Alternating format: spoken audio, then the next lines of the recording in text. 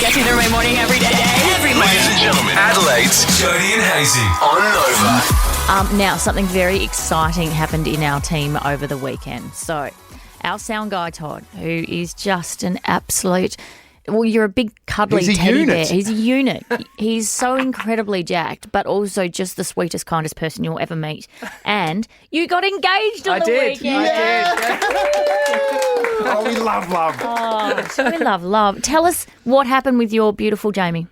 Yeah, so leading up to it, she had no clue. No clue at all. What? Yeah, I basically said to her, just another date night, you know? Yeah. And we do this every now and then, and I, surprise her where we're going. It all worked perfectly. I've been lining this up for months and months on end, planning every second to the T. Yeah. I ordered the Uber. I was nervous, so I tried to keep it cool the whole way. I was downplaying the whole night. I was Sweating. He was sweating.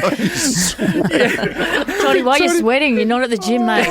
When Toddy stresses, he does push-ups. Yeah. Like, why are you doing push-ups, Toddy? Yeah, so I was trying to throw her off on the way there in the Uber. I was like, what do you want to do after it? And she's like, oh, maybe we could, cuddle and watch Elf. So cute. So Standard weekend. I'm thinking, great, she's got no clue. And in the reservation, I booked in at Windy Point Restaurant. Oh, yeah, nice. It was beautiful. And in the reservation, I'd said to them, that I'm going to propose on the night. So they were in on it. And when I got there, they could see I was a little bit nervous. I was standing behind Jamie so that she didn't see. And we sat down and instantly I was like, I need to go to the toilet, And so I got up. God, you're sweating, you're Got up. incontinent. What a catch. The nerves are going straight through. Yeah. Yeah. And then I walked out of sight and I saw the waiter who was looking after us, Dan, what a top bloke he was. Yeah. And he said, how do you want to do this? And I said, well, I've written a letter. Gosh, Toddy, such a catch. And this is an 8-page letter. It basically outlined in like sort of a diary form, of our special dates. For instance, when I first inboxed her on a DM, yes, I slid in our DMs, and and how I felt at the time and how I gradually fell in love with her. So it was our first kiss, first date, everything I could think of in this letter. And I said to the waiter, I said, I'd like this letter to be in the dessert menu when it comes out, so it's a surprise. Yeah. This guy's unbelievable. And then so on the front of it said, to my love, Jamie. The whole night I was casual talk. She was casual talk. She had no clue. I'm nervous the whole way through. I ordered the tasting menu. So throughout the whole night I could tell how far away I was to the dessert menu coming out. Yeah, so I ate my mains and then I said, do I got to go to the toilet again? which isn't unusual for Toddy. It's a man who can put away some tucker. Yeah. Yeah, so I went to the toilet. I ran into Dan again and they said, oh, look, how you feeling? Would you like a whiskey or whatever it was to calm the nerves? And I said, no, I'm right. I feel good. So I went in the toilet, did the whole rev up in the mirror, And then I went back to the table, sat down. About 5 minutes later, the dessert menu come out. She was shocked instantly. And, oh, God, I'm going to get emotional again. Yeah, so I opened up mine casually. I was like, oh, this looks good, She opens up hers and she goes, what's this? And I said, it's something to tell you how much I love you. She opens it up and now these are like letters that weren't attached to it at all. And I didn't want her to ruin it, So I end up grabbing it off her and I pulled it out gently and I put it down in front of her. And I said, I want you to read this from front to back carefully. Take as much time as you want. And so she did. And at the same time when I sent the waiter, I told him, look, I really want to capture this on camera. Can I give you my phone? And when she starts reading and she's distracted, can you come out and start filming? And he was behind me. Thank God he didn't get my reaction. And she started reading the letter and I saw her breathing heavier and heavier as she went. And at the very end of the letter, it said, and I want to spend the rest of, I want to be with you forever, ... So I've only got one question for you. And that's when I got down on my knee. Yeah. And she was ecstatic, She calls it mush brain. And, and the whole time I'm on my knee, I didn't hear a yes. But I knew it was a yes. So I'm like, you got to say yes, babe. You got to say yes. No one else could hear that. And she was like, yes. And I'm engaged. Oh my gosh. Yeah. What about the ring? What about the ring? It was beautiful. It was perfect. I ordered it custom and everything. And Yeah. she was stunned with it. She couldn't stop showing everyone throughout the whole night. And, Yeah. as we partied afterwards, I booked in at the EOS Sky City. Oh, very nice. The best room I could get. Yeah, and I had my housemate Rosie. Thank you, Rosie, for helping me here. She done the decorations of the walk-in to a huge neon sign that said, "Will you marry me?" And just the top off the night. So That's amazing. Oh, well done, Toddy. Thank And you. Can I just say, for all the youngsters out there who who've got that on the cards, that's above and beyond. Yeah. All right. That is the toppest part of the top shelf in terms of proposals. Hayesy. So well done. Well Thank you, done, guys. Toddy. Congratulations to Thanks. you and Jamie. Absolutely gorgeous couple. Stunning. Thank you. I need to know. I need to know now. I need to know. I need to know. I need to know. What's in the news today? I need to know this. Here's what you need to know. What you need to know with Jodie and Hayesy. What do you need to know? Well, every now and then a massive celebrity just arrives in Adelaide, sometimes via a cruise ship. Yeah. Who knew Jurgen Klopp, former Liverpool manager, was here, right here, I tell you. Yes, to the absolute delight of, I was going to say specifically Reds fans, as in Yeah. Liverpool fans, but soccer fans in general. And I'm not a big fan of the world game. Like, I appreciate the skill level and everything, but even I would have seen Jurgen Klopp if I saw him going, what the hell? It's Jurgen Klopp. Would you have hit him up in terms of, like, for a photo or something? Would you be that guy? No, I don't think I've ever really got a photo with someone. Haven't you? I think my brain automatically goes to, oh, is that Jurgen Klopp? Should I call a 7 Newsroom and try and get a camera down here and bounce Yeah, him? 100%. Because that would be really, really cool. Yeah. Did you, like, you run into celebrities quite frequently at Willowbend, your little coffee spot. You've seen Big Ivan Soldo there I'm big advance with his girlfriend, the hottest wag in Australia, as she's been dubbed by the Daily Mail. Why did The best. how does the Daily Mail know where they are all the time? It's crazy, Isn't isn't it it? They nuts? must have people everywhere. Or some sort of communication is going on. Who knows? I've worked in the media for 20 years in this town. I've never ever seen a photographer from the Daily Mail. Yeah. Never once. Because they pop up. Well, is the Daily Mail one of those things where if you took a photo of someone, then you can send it to the Daily Mail and say, can I have some money? Is that one of those situations? It's that kind of vibe, yeah. Yeah, right. I saw Ivan and his girlfriend like the morning after we were speaking on them, and I was like, Oh no, hope they didn't hear that. one, were they listening? Two, were we backing them? Kept a low profile that morning. Suddenly, being a hat guy has worked in your favour. Yes, You yes. just lower the lid. Like, why do you keep tipping your hat to Ivan Soldo? No, I'm trying to hide my identity. So there you go. If you saw Jurgen Klopp as well, give us a call, 13 24 10. Send us a text, 0400 919 919. Oh, so he's on a cruise, man. He's on a cruise Yeah. around Australia. That's nice. Best way to do it. The thing that we were speaking about this off air, the thing about South Australia is we're so used to it that when these big time celebrities turn up, we're like, why on earth would they be in South Australia? It's called the unbelievable attractions, sweetie. Like KI, our wineries, all these things that we take for granted. Yeah. Well, a guy called Dean got a photo with him and he said, he goes, when I asked him why he was in Adelaide, he said, it's called a holiday. I think. And then I'm sure he said, sweetie. Pretty sure he said that. He said, it's called a holiday, sweetie. And then he clicked his fingers. And off he went. Off he went on his cruise ship. And I'm like, yep, that's Jurgen Klopp for Oh, sure. man. Good times. Yeah, good stuff. Good stuff, Jurgen. Your father, he's on the naughty list. Jodie and Hayes's Naughty at 6:40. Naughty. Sometimes you just got to get it out of your system. You just go, Yeah. shake it out, all that sort of, blue, inappropriate stuff. Okay, let's talk about seniors having sex, shall we? Apparently. Thank you very much. They don't have sex. Apparently, according to the Tizer, men in their 60s, 70s and 80s are behaving like teenage boys in South Australia's seniors dating scene. Can we just sort of clarify, what sort of ages are we talking about if you're a senior? Like, this is I just said 60s, 70s and 80s. 67. Literally just said that. It's blown my mind. Ah, okay. So this is my mind right now.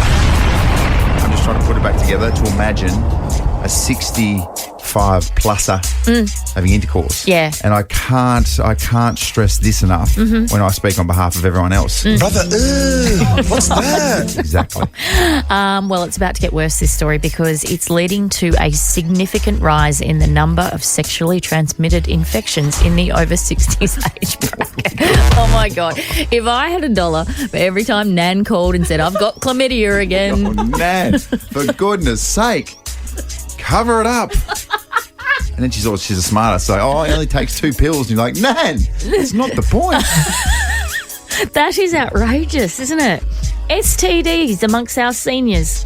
Victor Harbour retiree Sue, who's 67, who's been bombarded with requests on dating sites from Adelaide men with a singular purpose.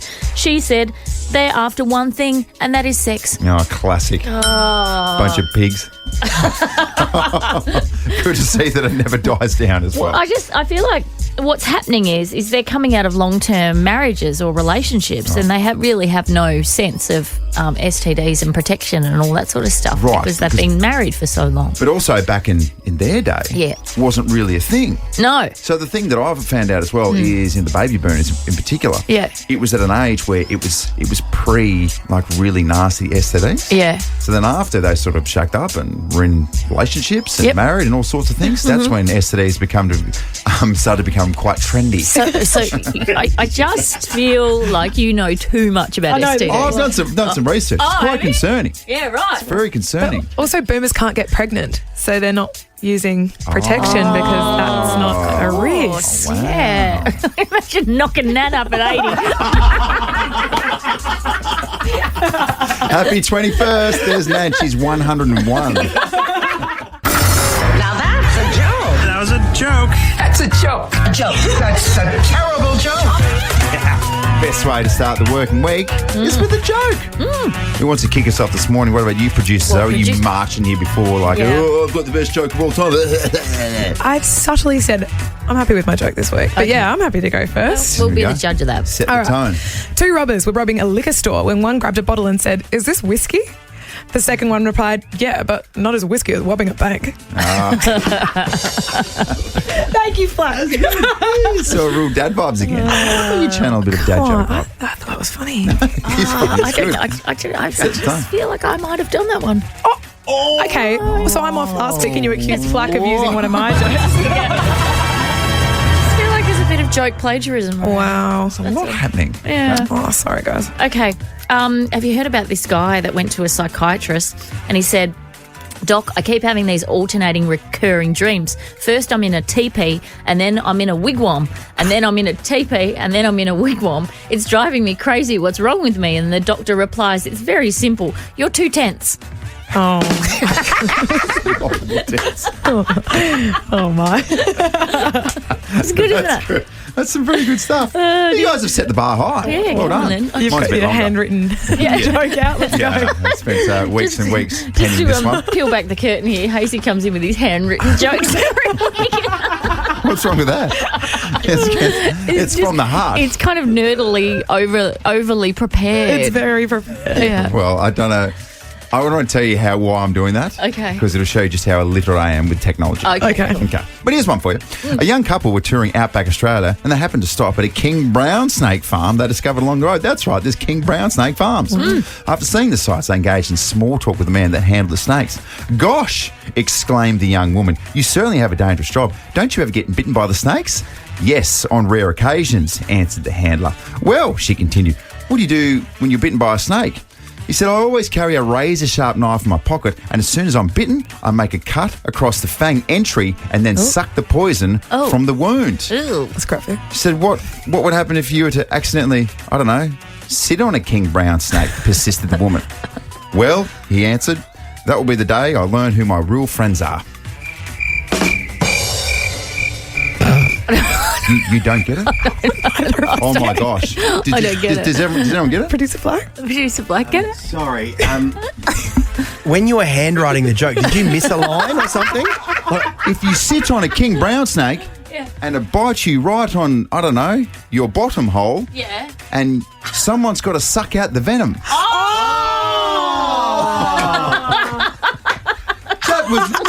That was not my delivery. That was an inattentive class. Picturing him trying to suck his own venom out of his own. He can't suck the venom out of his own. Okay? Someone's got to suck the venom out of his. Right now, I've got a bit of a bad back. My knees are just shot, and also my ankles. Okay. But my hips when I go for a run as well. Yeah. And I start to think to myself, boy, oh boy, I'm starting to get a little bit old. Not quite as good as I used to be. No. What about this? Colin, we think it's pronounced Wagner. He's Adelaide's oldest World War II veteran. He's turning 107. Whoa. Good innings. Congratulations to him. And he says he has no use-by date. Let's just go through some of the things that Colin gets up to as a 107-year-old. Because I would automatically assume that, get past the age of, I don't know, maybe 90. Yeah. You're not doing much, are you? Slow down. Yeah. Not according to Colin. He lives in the Adelaide Hills. He's got a property, so he still rides his motorbike. He still does routine maintenance on farm vehicles and still chops his own wood. So only using an electric saw these days. He said he doesn't do it manually. He's cut back from using the old school axe. Now he just does it electric. Lazy Colin. He said, I haven't got anything wrong with me, no use by date, and all I'm doing is just slowing down. So congratulations. And it kind of makes me as a 39-year-old feel just a little bit lazy. What are you looking forward to about getting old? Not working? Maybe. I'm not really sure. Yeah. I don't know how to answer that question. All that running you do is going to catch up with you when you're older. Do you reckon? Oh, my God, you're going to be so rickety. It's my hips already right now. I know. And sometimes as well when I'm going for a run, I see blokes that must be 90 plus on the track. Yeah. And I think, I don't think that's awesome. I wish I'd be doing that. I look at them and think, just stop. You don't have to. You look sore. Yeah. You look like your hips are, what's that sound? Oh, it's your hips screaming. I know. We're just about to give in. Do you know there's some people you see running and you go, mate, why are you doing that to yourself? Because you look like you're in so much pain. Yeah, 100%. But also, I mean, it's almost like an old saying, like as soon as you stop moving, then you're probably going to cease to exist. So you've got to keep active. You've got to keep the mind rolling. And maybe in Colin's case, you've got to physically stay up to date. I want to know on 13, 24, 10, what do your grandparents still get up to? Like he's riding a bloody motorbike, for goodness sake, at 107. That's outrageous. Yeah. What are your grandparents still doing that you think, oh, my goodness? Yeah. What are you on about? I think it would surprise you as well. Particularly, do you know what it is? People who live on properties as well. And it's something that you've always known, you've always grown up with. So Colin, he would have chopped wood probably every second night for his whole life. Yeah. It's just part of routine. So it's not like he's introducing something at the age of 107. No. 13 24 10, give us a call. What are your grandparents still up to? We've got Big Wedgie inflatable water park tickets to give away too if you'd like to go along to the Big Wedgie, because that's back. Opened on the weekend. The Big Wedgie is back. Yeah. That is a magical place. I'll give you the hot tip. Yeah, we spoke a little earlier in the morning in the Naughty at 6:40 about what grandparents in Adelaide are getting up to, and that's a lot of the business. Any confirmation that Colin Wagner is in this group? Oh, no. I don't think so. 107-year-old in the hills. Yeah. All right, give us a call, 13 24 10. Talking about Colin Wagner, he's Adelaide's oldest World War II veteran. He's turning 107. He still lives on his 24-hectare Adelaide Hills property, still rides his motorbike, still does routine maintenance on farm vehicles, and he still chops his own wood. That's a good effort. He does more manual labour than you. 100% he does. He's 107. He's much handier. Yeah. So we're taking your calls this morning on 13 24 10. What do your grandparents still do that you go, whoa, that's impressive? Let's go to Nicole from Morfett Vale. Good morning, Nicole. Good morning. This is your husband's parents? My husband's dad, he still works full-time. He's 70. Still works full-time starting at 4 a.m. or 3:30 a.m. and then comes home and he's currently building a laundry ensuite out of a horse float to tow behind their motorhome. Oh, my God. What a guy. That's incredible. That's insane. Oh, I need him to come around to my house and do some work. That's unbelievable. Thank you so much, Nicole. They're so handy as well. That's the thing. Yeah. With age comes experience and all this sort of wisdom. So you could be like, see that shoebox? Yeah. I'm going to turn that into a house. Yeah, it's that generation, isn't it? That they were taught early how to make things. Yeah, it's incredible. fantastic. 13 24 10, give us a buzz. Give us a buzz. Nicole, we're going to send you off to the Big Wedgie. Have you got kids? Yay! Yeah, I got 3. So I'm trying for Santa's Wonderland as well, but can't ever get through. Yes, it's tough. Very it's popular. Tough. This is the spot, though. Nova presents Big Wedgie Inflatable Water Park open all summer at West Beach Parks. Book your tickets now at thebigwedgie.com.au. All right, give us a call, 13 24 10. What are your grandparents still doing that's very impressive? And also, can we tap into our pile of prezzies next? Some of the best tickets in town to give away. Yeah, some Santa's Wonderland ones in there. All right, let's get involved with that.